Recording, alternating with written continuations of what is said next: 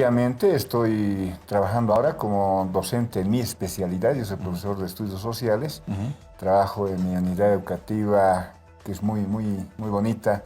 Huayna Potosí se llama, en la zona alteña de Huayna Potosí también. Caramba. Y bueno, aprovecho en hacer llegar a todos los padres de familia, los estudiantes, a la directora, a mis colegas, un saludo fraterno, revolucionario, y volver a la esencia de uno es realmente muy bonito. Exministro, la gente se pregunta por qué demandar y ahora una imputación que sale a Víctor Hugo Cárdenas en el tema de haber suspendido el año escolar. ¿Por qué? A ver, la educación es un derecho que está establecida en la Constitución Política del Estado. Entonces, es un derecho fundamental además. No nos olvidemos que el artículo 77 de la Constitución establece a la educación como la primera responsabilidad financiera del Estado. En ese sentido,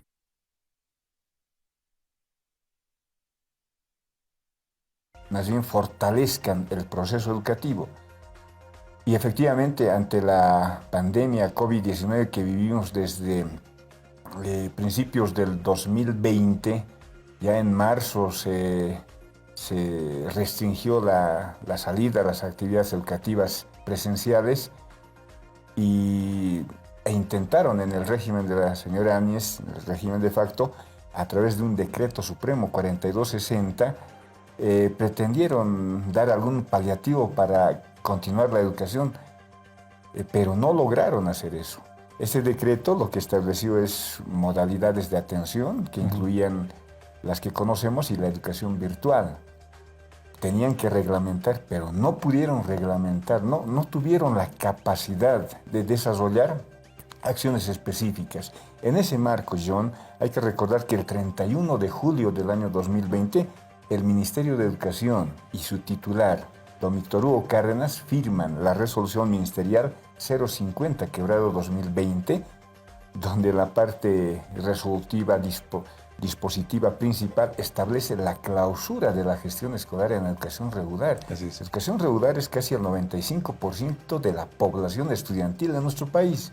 Entonces, a esa cantidad de estudiantes se les ha privado de la educación. Por eso decidimos iniciar una acción legal, porque es un atentado a nuestra niñez y adolescencia. En su momento, John, yo lo dije, los efectos de esta clausura no se van a sentir de manera inmediata, la vamos a sentir a mediano plazo, porque los maestros saben que si un día no pasamos clases, es un día de perjuicio. Claro. Imagínense, medio año prácticamente hemos tenido que recuperar ese año en un trimestre. Exministro, usted dice algo cierto, la educación es un derecho fundamental, pero hablemos de las circunstancias en ese momento. Otro derecho fundamental, quizás mucho más importante que la educación misma, es la vida. Y en ese momento había un panorama donde no se conocía qué podía pasar y estaba en riesgo la vida de la gente. ¿Por qué entonces esta acción, cuando esa decisión, tenemos entendido, trató de precautelar la vida más allá de la educación?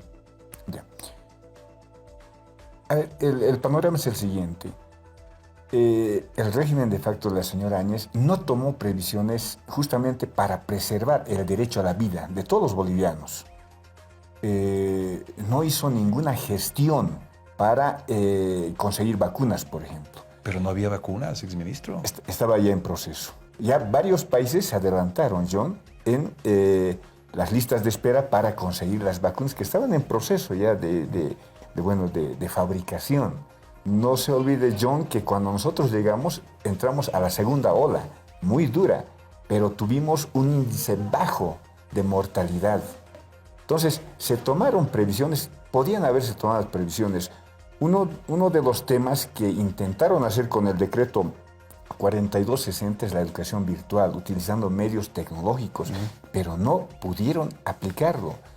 En la actualidad se tiene, por ejemplo, la plataforma educativa del ministerio, le han cambiado el nombre, pero inició como Educa Bolivia, y en alianza con Entel logramos el año pasado que el Internet llegue a los diferentes hogares, obviamente con las dificultades que sabemos que existen, pero podía haberse utilizado ese mecanismo, podía haberse dotado a los maestros de material pedagógico para que puedan atender en la modalidad semipresencial, es decir, una vez a la semana por lo menos. Pero no hubo esa situación. Y una cosa más yo quiero aclarar, John. Después de la clausura, varios maestros obviamente se alegraron, sabemos de qué tendencia también son, ¿no? Pero otros maestros y maestras especialmente de nivel primario continuaron con las actividades educativas, claro, utilizando herramientas básicas, elementales como el WhatsApp, el Telegram, pero continuaron con la actividad educativa. Yo saludo a esos maestros, a esas maestras que a pesar de la clausura continuaron. Es decir, se podía haber desarrollado la actividad educativa. ¿No era, exministro, una educación como una que garantice el saber en la niñez? Es decir, en ese momento WhatsApp o las plataformas o cualquier otra eran hasta desconocidas en materia de educación, por ejemplo. Es decir, todos estamos en pleno desconocimiento, es lo que la gente dice. Es decir, en ese momento, por las circunstancias, otras pudieron haber sido las decisiones. Se lo pregunto de esta manera, exministro. Imagínense que usted hubiera estado en la época de Víctor Hugo Cárdenas. En medio de la pandemia, desconocimiento de qué era la enfermedad, de cómo ni siquiera prevenirla, sino combatirla, falta de vacunas, gente muriendo en todo lado, desazón en general, medidas como el tema de las cuarentenas, por ejemplo, que hemos vivido. ¿Qué hubiera hecho usted de ministro en ese momento? Bueno, lo que hubiésemos hecho es lo que hicimos nosotros entre el 17 y 18 de diciembre del 2020. Convocamos a los actores en educación y con ellos compartimos la preocupación y bajo los lineamientos de nuestro presidente Luis Alberto Arce Catacora diseñamos las estrategias para encarar la atención educativa. Por eso el 2021 fue denominado Año por la Recuperación del Derecho a la Educación. Es decir, debió haberse consensuado con los maestros, con las maestras, con los padres de familia, con los estudiantes incluso, la posibilidad de un retorno seguro a clases, ¿no? Existen esas posibilidades, lo hemos demostrado en 2021, John. Obviamente no es la misma situación, yo lo reconozco, hemos visto también esa situación. No todos tenían acceso al internet, no todos tenían los medios tecnológicos, pero para eso se generó la plataforma Educa Bolivia, se imprimieron textos de aprendizaje. Yo con mucha satisfacción, John, he visitado unidades educativas cuando estuvimos ejerciendo y hemos visto justamente que los textos han sido utilizados adecuadamente por los maestros y las maestras en la modalidad semipresencial. Una última pregunta, exministro. Usted habla de atentado a la niñez. ¿No era atentar contra la niñez diciéndole vaya a pasar clases normalmente frente a la pandemia?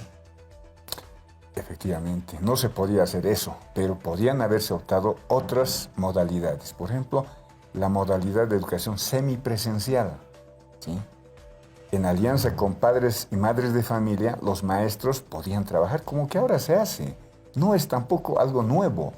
Quienes hemos tenido niños sabemos que en inicial, por ejemplo, en el kinder, el padre y la madre de familia está muy involucrado en el proceso de aprendizaje escolar de sus hijos. Entonces podría haberse optado un mecanismo de ese modo. Pero el solo hecho de decir se clausura acá y todos aprobados, o sea, ha sido un atentado. John, usted es académico, que le digan eso en educación superior, no. O sea, ¿qué mensaje le hemos dado a esos niños? Que bueno, ante una situación de emergencia sanitaria, no estudian, pero pasan de grado. Y mira, esto lo hemos vivido en el primer trimestre del año 2021. Hasta más o menos abril, muchos padres de familia nos llamaban y nos decían, este año habrá promoción automática. Claro.